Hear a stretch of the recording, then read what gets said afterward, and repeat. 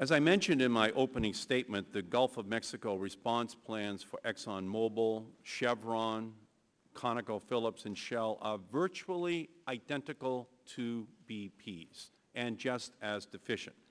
As you can see by looking at the covers of these 5 plans on the screen and over my head, the pictures are the same for each plan. All that is changed is the color of the cover of the plan from each of the companies seated at the table.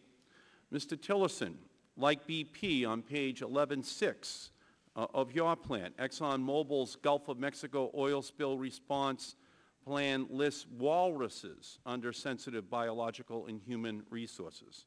As I am sure you know, there aren't any walruses in the Gulf of Mexico, and there have not been for 3 million years. How can ExxonMobil have walruses in their response plan for the Gulf of Mexico?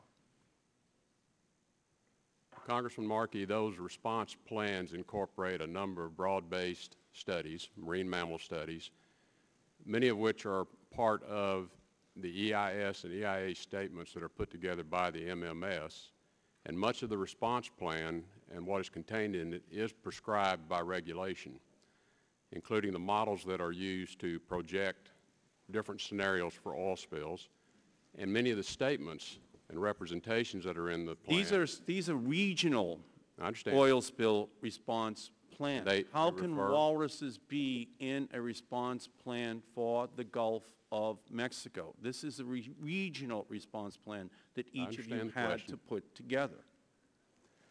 And it's unfortunate that walruses were included, and it's an embarrassment that they were included, but that's part of a larger marine mammal study that is used in preparing regional response plans.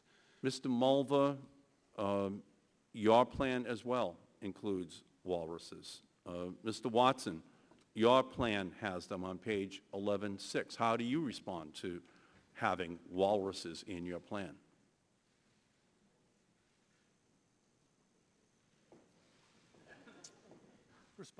Respond in a similar fashion. The plans are put together in response to guidelines from the Minerals Management Service. Do you agree that it's an embarrassment to have walruses in a response plan for the Gulf of Mexico, Certainly Mr. Watson? For the Gulf of Mexico, that's not appropriate.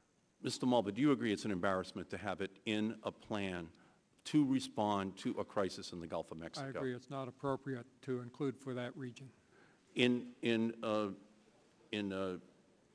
your response plan, Mr. Tillerson, as well as some of the other plans, including ConocoPhillips, there is a Dr. Lutz who is referred to as an expert, a technical support person. Mr. Lutz died in 2005, 4 years before the plan was actually filed. How, Mr. Tillerson, can you justify in a response plan having a person who has been dead for 4 years? Is that also an embarrassment? Well, it is, but let me point out that Dr. Lutz is part of the University of Miami's Marine Mammal Research Division, which has been an important resource for preparation of these plans for years. The fact that Dr. Lutz died in 2005 does not mean his work and the importance of his work died with him. There are many other individuals identified in the plan for contact in the event that we need expertise. It's 2010. And those numbers are all valid that are in the plan. It's 2010. It just seems to me that when you include Dr. Lutz's phone number in your plan for response, that you have not taken this responsibility seriously. Mr. Mulva, the same is true for you. Is it an embarrassment to ConocoPhillips to have that as part of your plan? Well, the plans need to be updated more frequently. What's important is the institution. That's who we refer to for support. Obviously, it is embarrassing, but we really look towards the institution and not necessarily the individual. It just seems to me that for each of your companies, the only technology you seem to be relying upon is a Xerox machine to put together your response plans, that there wasn't enough effort put together to ensure that in the Gulf, if a catastrophe occurred, that you would be able to respond.